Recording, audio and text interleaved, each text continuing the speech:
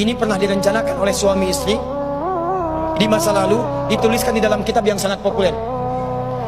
Persoalannya, begitu ibunya mengandung, istrinya mengandung, lahir anaknya usia 2 tahun, maaf, mereka punya rencana, anak ini insya Allah kita akan didik jadi lebih baik, keluarga kita lebih baik, anak ini akan jadi ulama. Qadarullah usia 2 tahun ayahnya meninggal. Ini kisah nyata. Ibunya ingat, saya tetap pertahankan untuk berubah jadi lebih baik, walaupun ayah tidak ada, saya single parent, saya rawat anak ini sebaik-baik. Usia 4 tahun anak ini, maaf ya, terkena penyakit buta permanen. Hijrah tidak akan sepi dengan ujian. Suami meninggal, single parent, anaknya kemudian buta permanen. Apa yang dilakukan oleh ibunya? Ibunya tetap berpedoman, Allah pasti akan berikan yang terbaik. Anak ini kemudian terus didoakan, bangkit di malam hari, perbanyak kemudian tingkatkan ibadah. Ingat ya rumus ini, orang tua yang rajin ibadah maka boleh jadi kebaikannya akan diturunkan pada anaknya. Ibunya yang berdoa, anaknya yang mendapatkan bagiannya. Matanya buta tapi diganti oleh Allah dengan ingatan yang luar biasa. Kalau anda bacakan satu kalimat, satu baris ini, satu lembar buku dibacakan oleh anda satu halaman, maka seketika dia akan ingat seketika tanpa diulang, dengan titik, dengan komanya. Anak ini kemudian dibawa ke sekolah Al-Quran, dimasukkan talaki ke syekh di sana. Syekh di situ kemudian membacakan pada saat itu surat Qaf, surah ke-50. Qaf dibacakan sampai akhir ayatnya. Anak ini anak yang paling kecil teman-teman, mata buta, gak bisa ngelihat. Teman-temannya berada di atasnya usianya, ada yang 6 tahun, 7 tahun, dia 4 tahun. Begitu selesai membacakan, kata syekhnya, lihat kalimatnya, man hafidha ala zahri qalbi, siapa yang hafal apa yang tadi saya bacakan, hafalan di dalam kepalanya, bukan di luar kepala. Hafal di luar kepala masih belum hafal. Kata syekhnya, hafal di dalam kepalanya. Tiba-tiba saat semuanya diam menyimpan tangannya begini, anak yang buta tadi mengangkat tangannya mengatakan, hafidtu ala zahri qalbi, saya sudah hafal. Syekhnya penasaran, kata syekhnya, bagaimana? Diambil anaknya ke depan, diminta baca, Masya Allah, bacaannya bukan hanya hafal, makhrajnya, sifat hurufnya, tajwidnya, semua mirip dengan syekhnya. Kata syekhnya, minal an tadrusul hadis, dari sejak sekarang ananda mesti belajar hadis. Pulang ke rumahnya, diantar oleh asisten rumah tangga ibu tadi.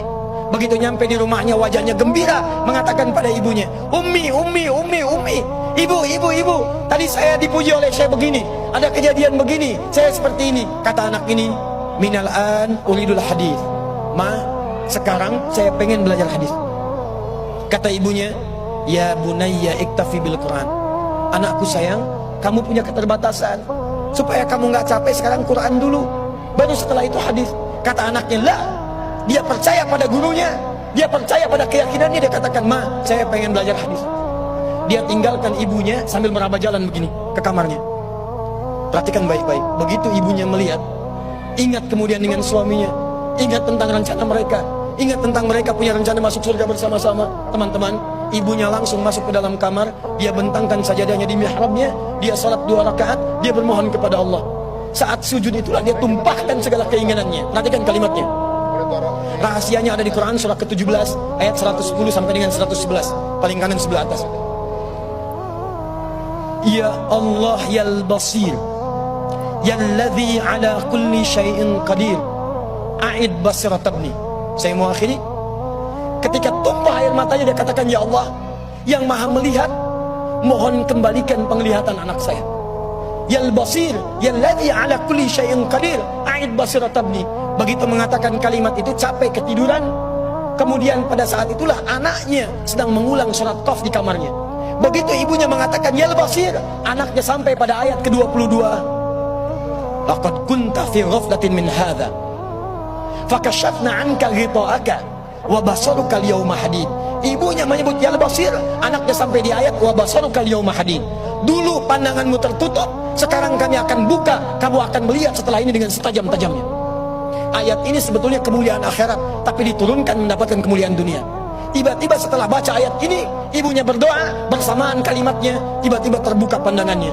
anak ini bisa melihat kembali. Saking kagetnya dia lompat, dia kejar ibunya. Ummi laqad ra'ait. Ma, saya bisa lihat lagi. Ma, saya bisa lihat lagi. Ibunya kaget kemudian terbangun. Dia peluk anaknya, dia katakan, "Nah, mungkin kamu melihat bukan dengan hatimu. Kamu melihat bukan dengan matamu. Rubbama ra'aita biqalbik laisa bi'aini." Mungkin bukan matamu tapi hatimu. Kata anaknya, "Ma, saya melihat dengan mata saya. Ini mama pakai baju ini. Di sekitar kita ada benda-benda ini." Allahu Akbar. Ibunya kemudian yakin anak itu bisa melihat. Dipeluklah anaknya. Keduanya kemudian menangis. Dan ibunya sejak saat itu yakin bahwa anak ini punya kemuliaan besar di masa depan. Maka disekolahkanlah kemudian tempat-tempat terbaik. Belajar hadis terbaik. Diingat segalanya. Cepat luar biasa. Anak ini kemudian dikenal dengan luar biasa di masa depan. Nama anak ini adalah Muhammad. Bapaknya yang meninggal namanya Ismail. Kakeknya namanya Ibrahim. Kakek buyutnya Al-Mughirah. Eyang buyutnya Al-Bardizbah. Tinggal di kecamatan Ju'fah, di Kabupaten Bukhara, Provinsi Khorasan, negara Uzbekistan sekarang. Kelak di kemudian hari, dia dikenal dengan nama daerahnya Bukhara, dengan Al-Bukhari. Itulah kisah Imam Al-Bukhari.